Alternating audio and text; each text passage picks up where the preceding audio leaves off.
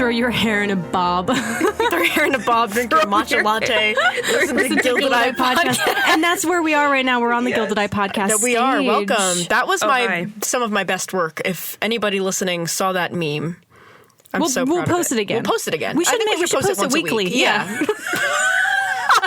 For all of our new day, fans. and one day it'll be merch. Oh, yeah. That would be great merch. What are we talking about today? So today we're talking about the history of tattoos. Damn, I don't have any of those. I wouldn't get one of those. I think I if think you it's have like tattoos, it's on your body forever. That's It's like trashy. It is ugly. Yeah, it's like you're cheapening yourself. Would you put are we gonna get a job? tramp stamp on a Bentley? On a Bentley? Wait. What? Would you put a bumper sticker on a Bentley? Little forewarning, I cover I don't even know how many cultures and timelines in this, so I don't go too in depth on every single one. It's just sort of like an overarching view of the global excited. history of tattoos. It's vaguely chronological. Yeah. But Also, that was a lie. We all have tattoos. Yeah. we do, just- yeah, by the just way, so you every know. single one of us is inked. I need like 3 more for a sleeve. But if there is a particular area of tattoo history that you're interested in, please see our sources. We have attached a list of our sources if you ever want to dive, a little bit deeper. And on this episode of Ink Masters, I love Ink Math. I should have had that in there. I should have put that on. It's jacked. It's jacked. That tattoo. I love Oliver Peck. He's the worst person on the planet, but I'm upset. I picture him and Dave Navarro and whoever that Chris Nunez, the other judge, in bed together every night with long sleeping caps. Dave Navarro's in the middle, Holding pinkies. spooning each of them. Ooh, perfect. That's to cope with the horrific sexism in that show. That's what It's I true. picture in order to keep watching. Anyway, please continue. For anybody not watching, we do have visual slides available on youtube.com. www.youtube.com/GildedEyePodcast. currently there's 60. Could 60 be what? Slides? Yeah, there's 60 slides. Oh, yeah. Currently there's 60 60 slides. slides. I thought you meant 60 episodes. I was No, like, oh my God. are we moving Where that was quick? I? Yeah. The exact origins of tattoos, like who did it first, have remained hotly contested and largely unknown, likely because they emerged independently on every single continent in nearly every culture on a global scale. Everyone said, let's stick ourselves. Like, what would happen if I, stabbed myself and rubbed dirt in the wound? Do you think it would stay? Would the dirt Pain. stay? Yeah. Fun little pattern. Like, who thought of that genuinely? That's the thing. Everybody thought of it independently all over the world. Isn't that That's crazy. insane? Tattooed humanoid and animaloid figurines called dogu originated in the Jomon period in Japan, depicting swirls and markings that scholars have speculated to emulate tattooed flesh as early as 5000 BCE. So that is 7,024 years ago. That's from right now. Tattooing in Japan is thought to actually go back to the Paleolithic era, which is so long ago it is not even fathomable to my little smooth brain. Dinosaurs? The Paleolithic era was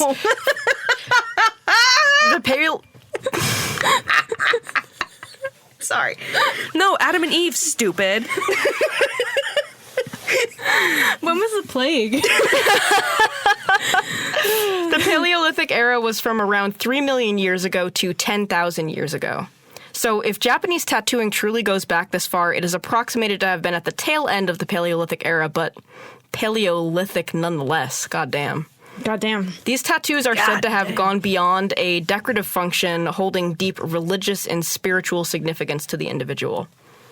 I think about that, and then I think about, today, someone getting tattooed, their partner's teeth marks on them. No. I have a couch tattoo. I wasn't That's sure. cute, though. But, dude, Where did we go? what happened? There's a smiley face on my middle finger. My leg says, hey, girl. Come on. I love that tattoo. That was I know, one of the it's first really, tattoos really that I've good. noticed Hey, about girl. you. In ancient Greece and Rome, tattoos were used to brand enslaved individuals and servants and criminals. Less fun. Less fun. This is known through archiving Grecian records, but there is unfortunately no surviving visual evidence of this that I could find. Looking at this lovely flogging of an enslaved person from a 3rd century mosaic at the house of Dionysus. Enslaved people would be tattooed with the Greek letter delta to signify the Greek word for slave doulos. It was also not uncommon for enslaved people to be tattooed with details of their crimes on their forehead. Jesus Christ. So dehumanizing. So rude. Written text by Aeschines in the 4th century BCE states that runaway slaves were often marked with the text, "Stop me, I am a runaway," You're kidding. right on their forehead. Are you serious? Oh my God. Yes, That's yes. nuts. Wait, that's a really good tattoo, actually. Like, not for the forehead, but like, stop me. This was, however, not the only known use of tattoos in ancient Greece. In this image, we have a red figure vase depicting a Maenad slaying Orpheus. A what? For those who do not know, a Maenad is a female follower of Dionysus. Dionysus is the god of fertility, festivity, and wine, so booze, sex, and parties. Read The Secret History. It's so good. Oh my god. Favorite book. You Yeah. should read The Secret History if you haven't read it. Done. Maenads were considered to be absolutely bonkers, and the tattoos of the Maenad in this image could possibly denote her as a follower of Dionysus. She also could be tattooed to mark her as the killer of Orpheus, as described by the poet Phoenicides in the 4th century. But either way, ancient Greece, most people were not inked, but they did have tattoos. They were around. Maybe this is a little late, but trigger warning, we're going to be looking at a lot of bodies today. Bodies. Mummies. Ooh. And corpses and like preserved skin. Ooh, interesting. Yeah, so trigger warning on this next one. If you don't like human bodies or mummies, if you're watching, We're also on Spotify. You could just listen to the audio. listen to me Yeah. talk about this instead of looking, you I don't know? want to see the yucky stuff. The earliest known human skin found with ink in their flesh belongs to Otzi, the Iceman. He is a natural mummy, meaning that he was unintentionally preserved, and he was in his 40s at the time of his death. He was found accidentally by German tourists exploring the Ötztal Alps on the Austrian-Italian border, which gave him the name Otzi. Otzi bears 61 tattoos. Wow. But they do not appear to serve the same religious or spiritual implications to the tattoos of, say, the Japanese culture that we just discussed. Otzi's tattoos are composed of small groups of linear markings on his legs, knees, ankles, lower back, and wrist. These markings are not decorative, or at least researchers do not believe them to be at this point in time. So why does he have them? The archaeologists, anthropologists, historians, and various other researchers studying Otzi were very thorough in examining his bone structure and joints. Using radiology, they discovered degenerative decay of his skeletal structure in nearly the exact locations of these tattoos. Whoa. So he had arthritis, basically. Wow. And these markings pinpointed on his body where that arthritis was. That's crazy. Weird. It is plausible that a priest or a medicine man in his community marked these areas of trouble with tattoos, perhaps as a way to alleviate pain or as a way to keep medical records before actual documentation existed. That's so cool. Isn't that crazy? That is really hell? crazy. The tattoo artist performed this ritual by creating linear scratches deep in the skin and rubbing soot or ash into the wounds. Wait, can I ask you again, how old do they think he was? 40 to 50, like 45 years old. That's crazy. Wow. Imagine being unintentionally preserved. This is a reconstruction of what Otzi might have looked like. It is believed that he was murdered, given that an arrowhead was found in his left shoulder, as well as 4 broken ribs. No. It is thought that he curled up to die outside in the Ötztal Alps, far from his home, before a glacial mummified his form as it was. Wow. Researchers have also discovered, through their very thorough research, as previously mentioned, that Otzi had intestinal troubles from a parasite called whipworm, as well as lactose intolerance. He had worms? He had some sort of worm in his belly. I would not have survived to 40 out there. Lactose intolerant. He also had several cavities from a carb-heavy diet. Oh, Otzi. True. So Otzi is the first known mummy bearing tattoos that we have found thus far. Around the same time as Otzi, like slightly thereafter, Egyptian people were routinely adorning their body with tattoos as seen in mummies. Actually, fairly recently, infrared technology revealed the decorated skin of their preserved bodies. Wow. Archaeologist Ann Austin and her team at the University of Missouri are responsible for this significant and recent historical discovery. Wow. This was around 2016, 2019 timeframe that they found this out. Look at that image. Like that, Right? That image in and of itself is fucking art. That is so Yeah, cool. we're looking at the neck of a 3,000-year-old woman that has a sort of hieroglyphic I don't know. linear tattoo. So cool. 7 mummies, all women, were found at Egypt's Deir el Medina site. That's her hand? That is, yes. Damn, one that's of a the good hands. job. It's Isn't that incredible? It's crazy how The skin symmetry, holds for yes. so long. Wow. That's insane. The team of archaeologists noticed some lines, some like dark spots, vague shapes on the skin of these mummies, and they assumed that it was perhaps paint or soot that could be wiped away, but upon further inspection, they discovered that these markings were permanent. And after shining infrared lasers on the mummies, even more tattoos were revealed. Wow. The reason and function for these tattoos are not known, as we unfortunately do not have much documentation on tattoos in Europe, but much debate has circulated this topic. For one reason, they could be simply aesthetic. Ancient Egyptians culturally valued decoration. They valued art, literature, storytelling, and design. Temples and tombs, like the one pictured here is the tomb of Ramesses VI, were often decorated floor to ceiling with very intricate art telling stories of Egyptian mythology and history. It would make sense that a culture with such values would find merit in decoration of the flesh.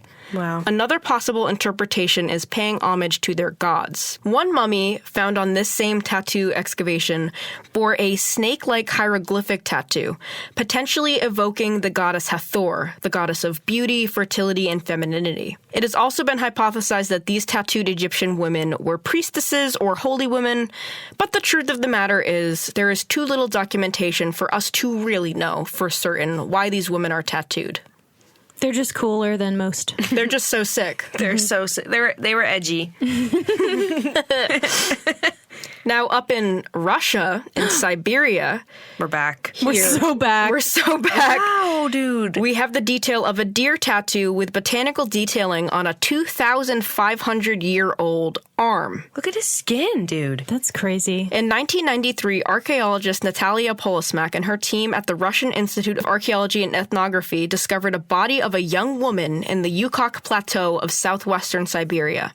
She is aged somewhere between 20 and 30, and her cause of death is presently unknown, but researchers have suggested evidence of either breast cancer or injuries from a nasty fall. She is called the Siberian Ice Maiden or the Altai Princess. Okay. Because she was found in the Altai region of Siberia. Her status as a princess in Siberian popular culture is not without merit. She was buried in an opulent tomb, as we can see here in a reconstruction housed in the Anakin Museum in Russia. Leather appliques of deer figures decorate the exterior of the wooden tree trunk that cradles her body, mirroring the deer figures that are tattooed into her flesh. The chamber containing the tomb held a wooden table with trays of snacks and bevs, including, but not limited to, yogurt and mutton, as well as a horn for some sort of drink. They're not sure what drink. Was it like Mead? hundreds-year-old Mead. yogurt? Yeah, I'm sorry. Yeah, It was, there- several hundred-year-old yogurt So was it in... reeked. You know, So it reeked. actually it was thousands of years old. Yeah, so they opened so the maybe door and it maybe it didn't smell that bad. It was just dust at this point. I'm not How did they entirely know sure. that was yogurt? I'm not sure. They had to do some sort of... I don't understand scientific testing whatsoever, but they know that she had mutton and yogurt and some sort of drink in her horn. My girl was eating good on her journey. They said princess. Here's your kefir, girl. It's low fat. Drink up. She was eating good on her journey, and she was dripped out, too. She wore a yellow silk blouse and a red and white striped wool skirt and thigh-high white felt leggings. Okay, Myra. So it is not without merit that people speculated that she may have been a princess, as she was clearly of lofty financial standing. Researchers have also suggested that she may have been a priestess. Whoever she was important. Did they mummify her? Yes. Whoa. Yeah, she was, yeah. I She know was they did that. mummified, like, in a tomb, yeah. Whoa. Or I'm not sure if it was intentional mummification. I think it was intentional mummification, because look at her, that's skin. That's skin. Yeah, That's skin. and she didn't freeze. I mean, Siberia is cold. Siberia is but very cold. who very, knows? very cold. I'm not a doctor. Her body was vastly, whoever she was important. And her body was vastly adorned with tattoos. Oh my God. Bearing both animal and floral motifs. Wow. Crazy. All over her body. In this diagram, we're able to see the full breadth to which she was inked, traveling up and down both arms with some onto her chest and shoulders as well, and on one leg. She's covered. A repeating motif of a deer appears, as previously mentioned, all over her tomb, as well as on her shoulder, her thumbs, and her wrists, clearly denoting significance to her on a personal level. This is a little bit off topic, but I do love her lore. She has been elevated to almost deity status in Altean culture, who were initially very disgruntled that her tomb was disturbed, rather validly. Yeah. Several sources claim, although without concrete backing, that the helicopter transporting her body nearly crashed at leaving the excavation site. She did not want to go anywhere. Locals have mythologized her, and she has grown to embody national identity and pride. Now, these have all been pre-Christian examples of tattoos. But as we may know, in our post-Victorian society, Christianity made societal perceptions of tattoos grow a bit murky. No, who would have said that? Early Christians, however, are said to have tattooed ancient biblical symbols into their flesh to honor Jesus and God, aligning with the spiritual and religious purposes of tattooing in other cultures at this time. While I could not find mummified evidence of this, several sources cite written texts from before 700 Common Era as evidence of early Christian tattoos. A theologian named Procopius. Nice. Sounds good to me. A theologian named Procopius from Gaza writes of Christians with tattooed crosses on their wrists between 475 and 538 CE. Wow. The nomadic Scythian Christians of present-day Iran, Syria, and broader Eurasia also have evidence of early Christian tattoos. An early modern historian by the name of... Bear with me for a moment. Theophylact Simocata. Oh my God.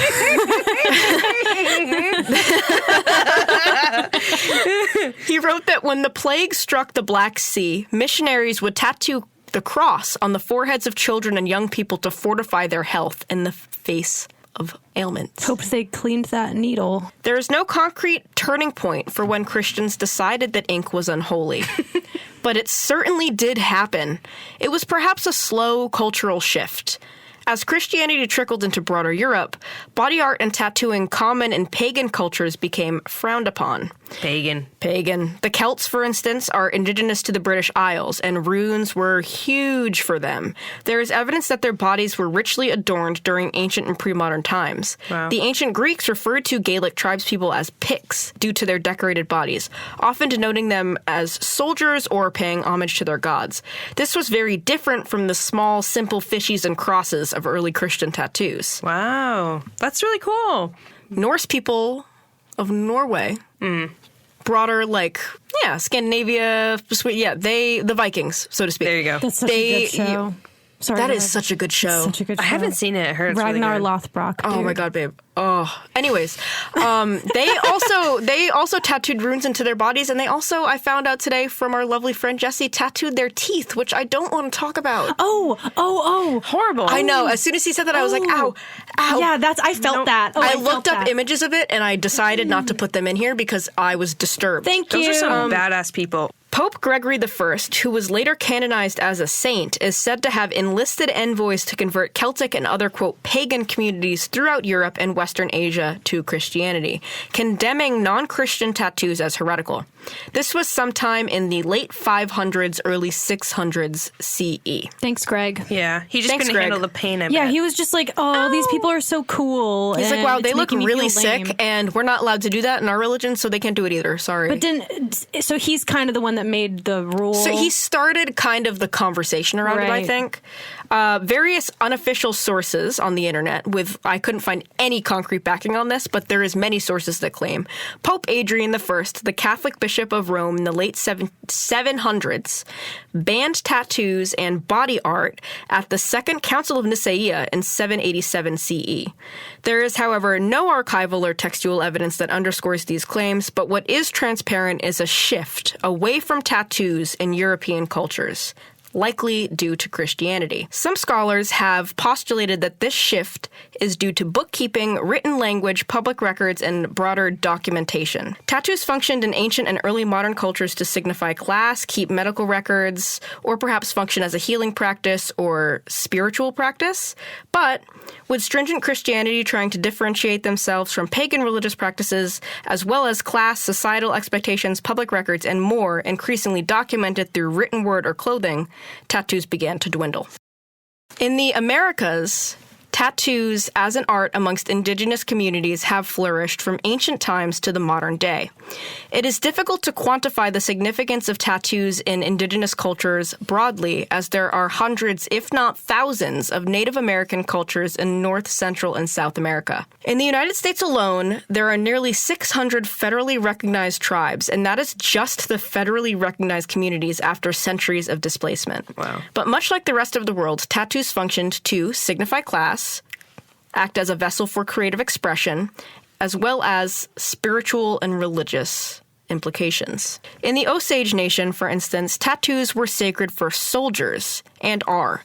This 1910 image depicts an Osage man bearing warrior tattoos on his chest, featuring a V-shaped linear tattoo. Tattoos that held cultural relevance for centuries. Additionally, skulls were often imprinted on the back of an Osage warrior's head if they had been successful in battle. Moited somebody. If they moited somebody, they had a skull on the back of their head. He looks incredible. I'm sorry. He does. He looks really so does. Cool.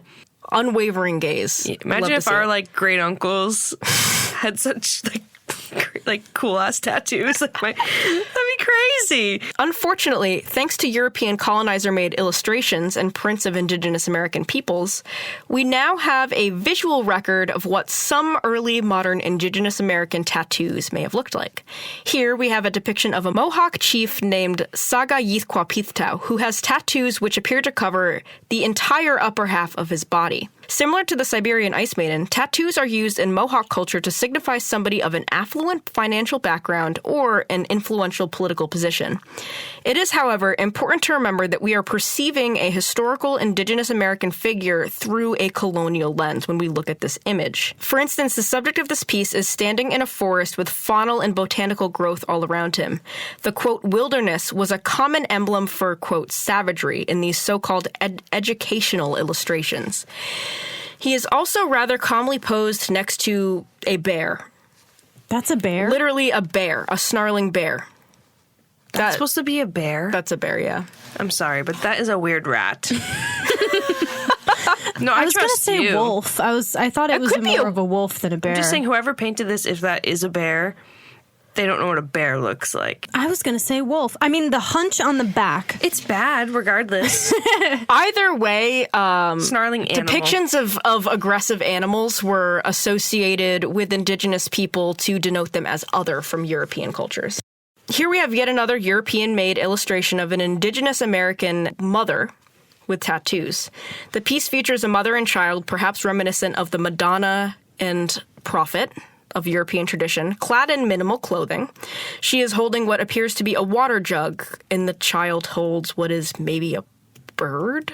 I zoomed in very heavily on this, trying to figure out what is in. There's a thing about painting children and babies holding birds. Interesting. Really? I've seen it could be it. recalling that tradition, yeah. I don't know what that is, though. I go to museums and I see it's mostly like Italian Renaissance, I think. It's like a bunch of those crazy babies that don't look like babies. They look like monsters. and they are often And they're holding- always clutching a bird. Weird. And so I want to do some more research on that. New app loading. Yeah, for real. Bird and Children babies. and birds.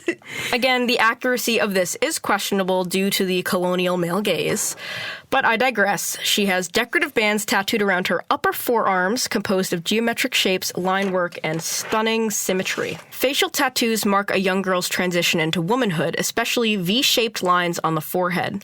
More specific connotations vary regionally, from spirituality to age to ensuring a safe passage into the afterlife.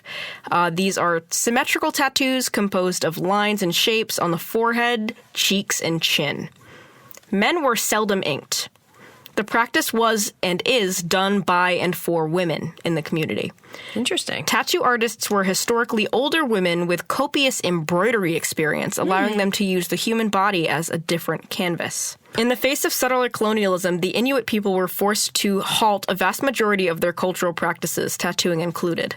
I love old women. I know. Like, I I want to chat with her. I want to chat. I also love when people smile in old photographs. And I love that too. Yeah, she Yeah. just looks so happy. She's so cute. This picture's from 1945, following a revival. Into the 20th and 21st centuries, efforts have surfaced to bring back this sacred practice. Inuk filmmaker Althea Arnakuk Barrel, pictured here, created a breathtaking documentary in 2010 titled Tunit, Retracing the Lines of Inuit Tattoos, unpacking the rich cultural significance and history embedded in the line work. Tunit refers to facial tattoos specifically, and I strongly recommend this documentary if you are looking to learn more. So anyways, back to this. Researchers have postulated that European distaste for tattoos grew more contentious once they made it their prerogative to colonize and pillage the world. They noticed that all cultures, all non-Western, non-Christian-centric cultures had tattoos in some way, shape, or form. So they were like, oh, I guess this makes us better. Instead of recognizing that they were the odd ones out here, or even recognizing the presence of tattoos in their own history, they decided that this was even more proof of their racial superiority. This is such a European mindset. Yep, that's what they do all the time throughout history. What's wrong with them? Pretentious completely through history. What the hell? Forever. No sign of losers. anyone being not pretentious except for like the fucking Vikings. Because they were just like, yeah! They killed everybody too. It was crazy. Women were in power. It was like, yes. Well, I mean, don't get me wrong. I'm sure. Their practices were kind of disgusting when it comes to like, Moida and the way they reared their children. But you should watch Vikings. I stopped after. I can't spoil it. I love the friar, though. I love that friar. Oh, my God. I love In fact, the only way one could get away with having tattoos in early modern and medieval Europe was to be incredibly poor or incredibly rich. The lowest of the working class, nobody would bat an eye if they had tattoos, unless they were pagan, God forbid. Nobody would also bat an eye. You damn witches. If a disgustingly rich or perhaps royal person got a tattoo just because they simply could, they had the privilege to. Aristocrats who were feeling edgy would dabble in ink. In a small and discreet way, of course, like our good bitch Catherine the Great, Empress of Russia from 1762 to 1796, had small tattoos herself, which were often hidden by clothing or painted out of portraits. Yes, bitch. I love this bitch. Also, what were they? Also, I couldn't find any record of that, just that there is records that both her and Peter had tattoos. Tramp stamp, I'm telling you. Hers, she has like an Ed Hardy tramp stamp. Love. And then like on her chest, it's like free woman. She's got a star in her ring finger. Like, I want to do an episode on her furniture really bad because she had a lot of sex furniture. I know. Oh, yes. Oh, yeah, the penises. Yes. The penis tables. This is new to me. At the onset of the Industrial Revolution, everything started to change, as it does. European world fairs, in quotation marks heavily, would display foreign rarities juxtaposed against the, quote, civilized Industrial Revolution. These foreign rarities would often be objects from colonized nations as well as tattooed people, especially Polynesian people. Jesus Christ. Yeah. World fairs of the 19th century were a tactful way for Europe and broader Western society to assert dominance over marginalized cultures. Anthropologist Ted Polhemus articulated that during the late 18th and early 19th centuries, quote, for Europeans, tattooing became inexorably linked with the exotic, something that strange people in very distant lands did to their bodies, end quote. I'm so curious when this becomes popular again in Western culture. I'm so excited. When does it happen? Why am I tattooed? You know what I mean? Why at this point in history can I do this and it's like normal? I'm very excited. This is so interesting. We're getting there. European sailors, often on government commission, would travel and trade with Polynesia, a subregion of Oceania in the Pacific Ocean, specifically Tahiti.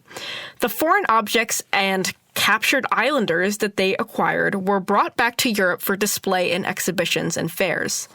Polynesian tattoos were some of the most intricate, most precise tattoos in the entire world, and still are.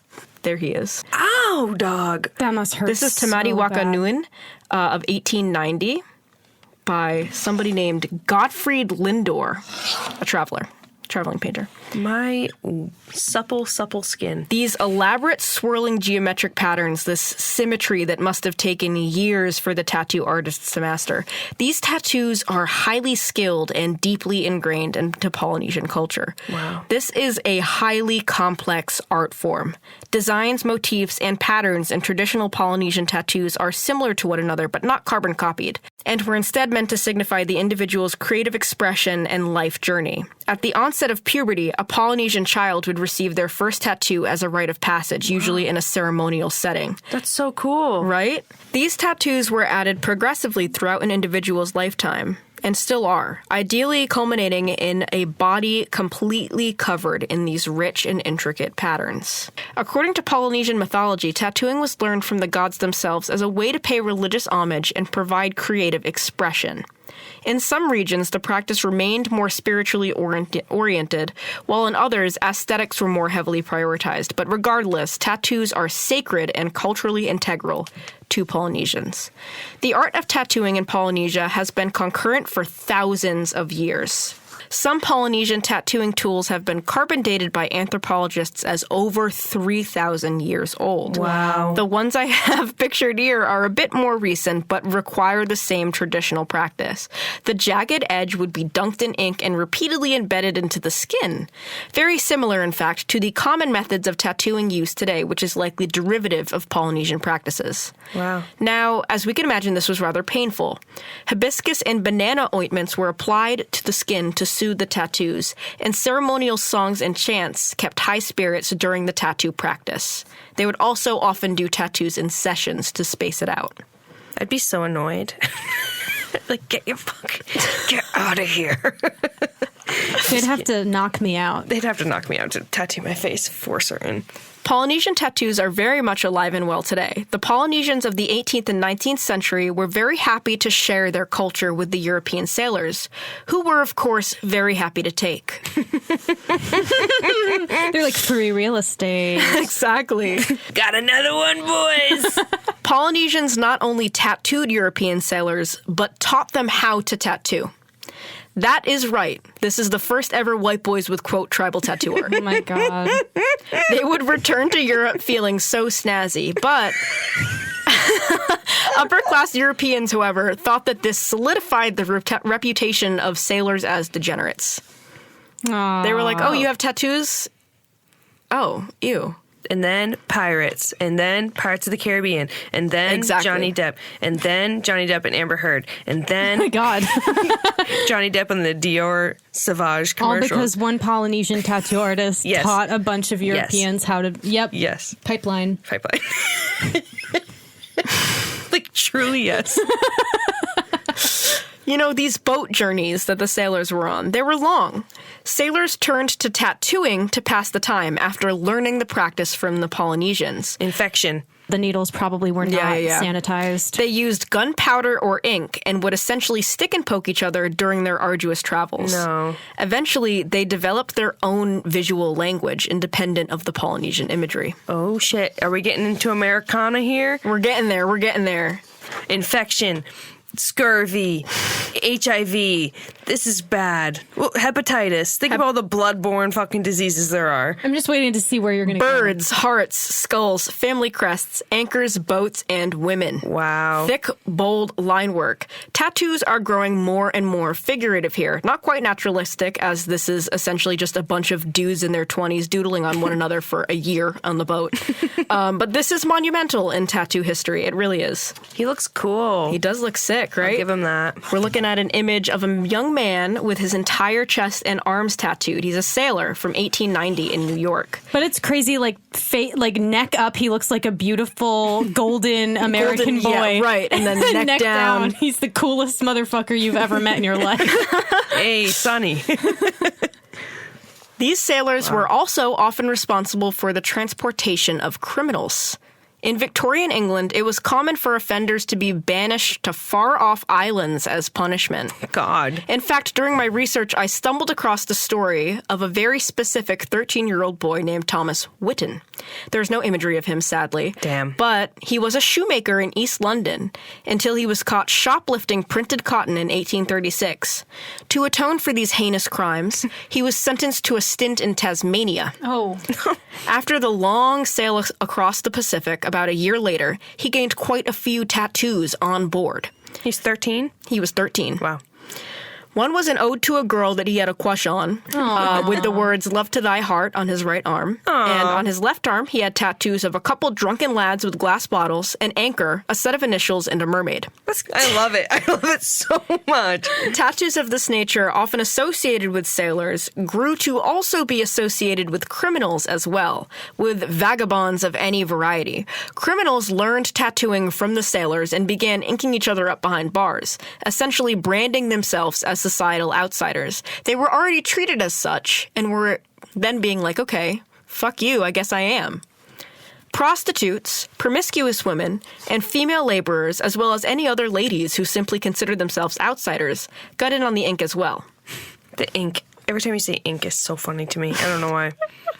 Look at that. Wow. Look at that lady. Isn't that so crazy? She looks so cool. These people have so many You know how painful tattooing was at this point? Like, our needles are so much better now. Yeah. In a similar vein, in the Edo period in Japan, which was slightly before and around this time frame, Japanese criminals were also associated with tattoos. This was far less voluntary, though. Through a practice called irizumi kai, or tattoo punishment, convicts would be tattooed based on the crimes that they committed. Murderers, for instance, would be tattooed on their head or face, making it so their crimes would haunt their identity and social standing forever. Wow. These sailors and criminal tattoos in Western culture slowly bled into select working class circles, especially in the United States, building the foundation for what would become known as American traditional tattoos. This is so Oliver Peck core from Ink Master. So much. It's so jacked. Sorry, I hate him. I'm not a fan. Again, women's skulls, anchors, snakes, hearts, knives, the whole nine. The American traditional tattoo movement really took off with somebody named Sailor Jerry, who was actually not named Sailor Jerry at all, but was actually named Norman Keith Collins. Norman Rockwell? Sailor Jerry. He was born in January of 1911 in Nevada and passed away in Hawaii. He was a true rapscallion in his youth. He learned tattooing as a teenager using the hand poke method from a man named Big Mike while he was train hopping across the country. Me in my class. Anyways, after joining the Navy in 1917, Sailor Jerry was exposed to the aforementioned sailor tattoos associated with sailors and criminals in the 18th and 19th centuries, which would become integral to his style. During his time in the Navy, he was also exposed to art and tattoos of Southeast Asia, particularly Japan, from whom he took great inspiration. Look at that. With little negative space and like swirling clouds, elements, mythical creatures, demons, and a sort of storytelling function, he was enthralled by what he saw. And thus, a sort of syncretic visual tattoo language was born from appropriation and inspiration in Sailor Jerry's tattoos. Oh. Sailor Jerry developed his own custom pigments and his own tattoo needle tips, expanding the array of line work and colors available in modern times. That photo goes so hard with the pipe. Yeah. Oh my God. So unsanitary. Stupid, Wow. so unsanitary. Ironically enough, his needle design specifically made tattooing less painful and more streamlined, and he also developed sterilization techniques. Thank God. They took this pig and he was like, you know What? Actually, maybe I should rework this. Maybe I should be wearing some gloves. For those who are not watching, he's not wearing gloves and he's smoking a pipe while he's tattooing. But yeah, maybe he changed his mind. He lived and breathed tattoos, this man. Wow. And American traditional tattoos would certainly not be the same without him, steeped in both Japanese and sailor tattoo traditions. I did not have a ton of time to do a deep dive on Sailor Jerry today, but I strongly recommend the documentary Hori Smoku Sailor Jerry of 2008 to anybody who's looking to learn more. Following Sailor Jerry in the American traditional custom is Ed Hardy, who we all know. He really sold his brand. Maybe this is just me being ignorant. I don't actually know a lot about this guy. I don't know much about Ed Hardy either. I always associated Ed Hardy with like his brand, like clothing. Honestly, when I texted John and asked if he had any anecdotes to share, and he said Ed Hardy, I was like, oh, I thought that guy was just like the dirt bike fucking t-shirt man. Good God. And right, he was like, no. Tattoos. So Don Ed Hardy was born in 1945 and became intrigued with tattoos in his early childhood. Tattoos in the 40s and 50s were still beyond seldom, but a friend of his growing up had a father with Navy-style tattoos from his time in World War II. Fascinated, Hardy took pens and markers and started a practice of drawing on his childhood friends, taking inspiration from the American traditional style. Cute. Wow. I did not know he was from the 40s and 50s. Is that what you said? He's still alive. He was born in 1945. He's 80. I did not know he was that old. Really? Yeah, I thought it was like a 60s thing. Oh, no. Well, that was probably when he got, like, more fit, because he's, like, 10 here. I'm so silly. That does make sense, huh? That does, make sense, huh? Huh? Yep. Ed Hardy considered Sailor Jerry to be a mentor, building upon the foundation of his predecessor and further incorporating Japanese themes into American traditional tattoos, as well as biker culture and Southern Californian culture. He is most renowned for shifting public perception of tattoos and elevating tattoos as an art form in the eyes of dominant Western culture. So is Ed. Ed is the reason I have tats. Ed is the reason you have tats, basically. He and his wife, Francesca, formed Hardy Marks Publications in 1982, publishing books about tattoos and other forms of alternative art. He is also known for organizing several tattoo exhibitions, conventions, and events, popularizing it further. His clothing brand, Ed Hardy, is still prominent today, taking imagery from American traditional tattoos and reimagining the designs as garments, further cementing this imagery into the psyche of the dominant culture. And now here we are getting absolute nonsense on our bodies, which is fine. I have a couch tattoo. I think all of us have partaken in the nonsense. We have. So I don't want to shame anybody, but also shame. We're going to be joshing. I want to get a garlic bulb tattooed. I really almost That's did for a cool. while. I like that. I feel like tattoos just become a part of your body when you've had them for a while. Did you know I had an so. ankle tattoo? No. What's your ankle How about tat? a neck tattoo? Did you know I had a neck tattoo? You have a neck tattoo? I've seen that one. Wait, let me I know see. that Let one. me see. It's horrible. No, it's not. It's a book.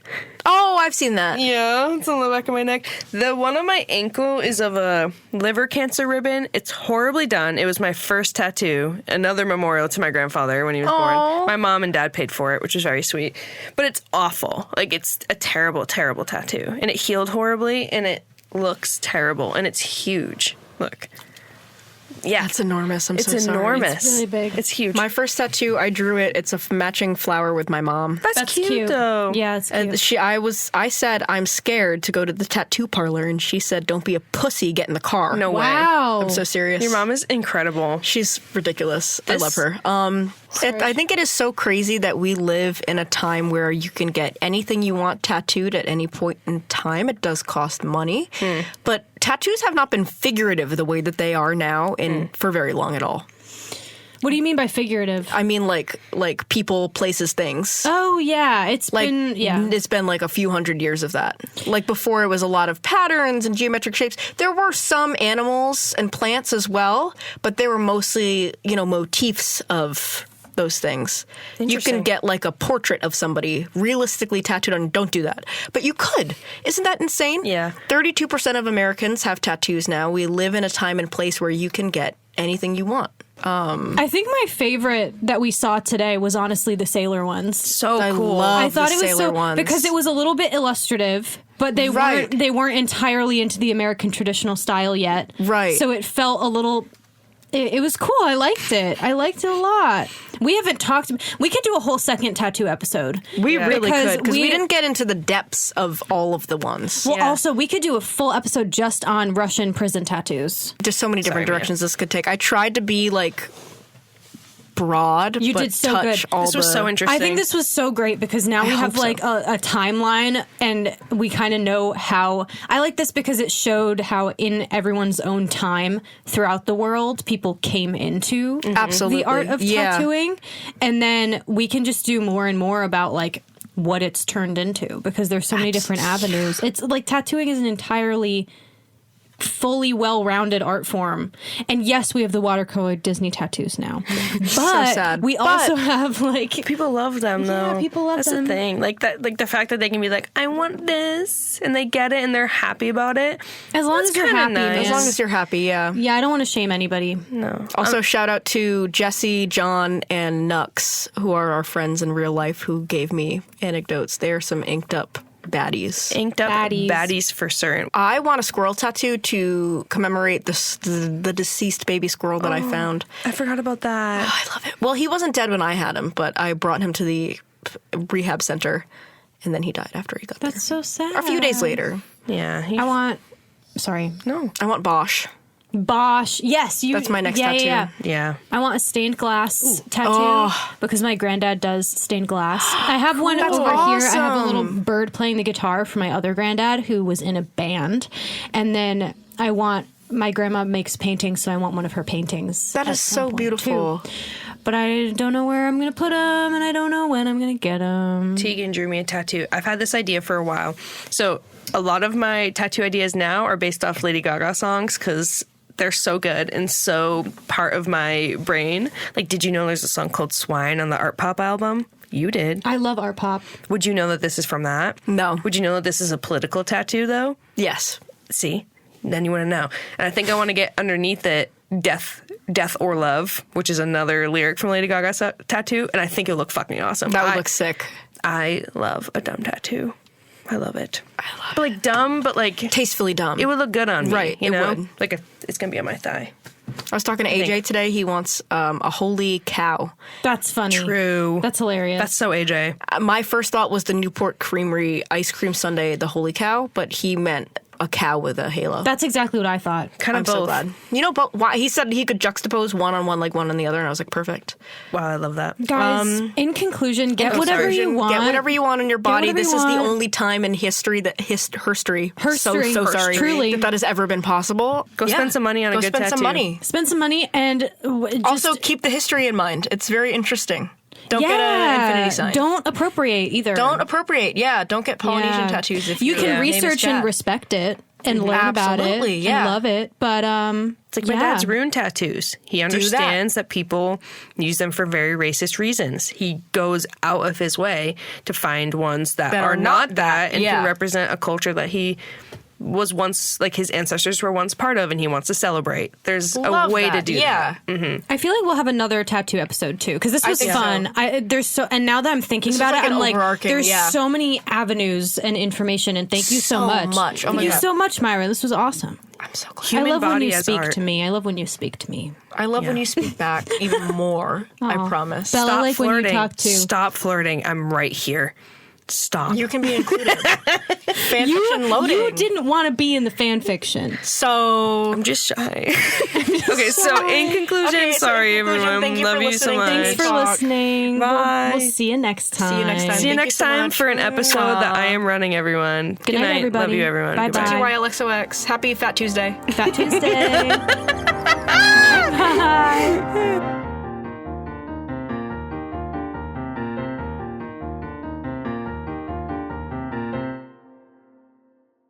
If you have tattoos, I think you're irresponsible. I think you're a loser. I think you're going to regret Dare them. you? I think you're going to regret them in 15 years, and I think that you're immature, and I think you're ugly. Tattoo. For one example, as okay, but with stringent Christianity trying to differentiate, there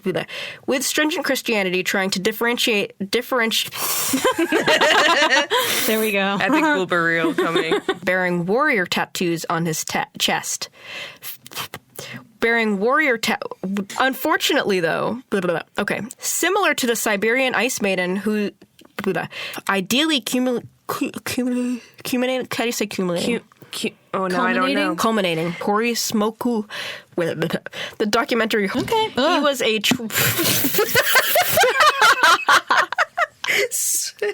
Okay. If anyone's listening to the podcast, Mia did just pass away, unfortunately.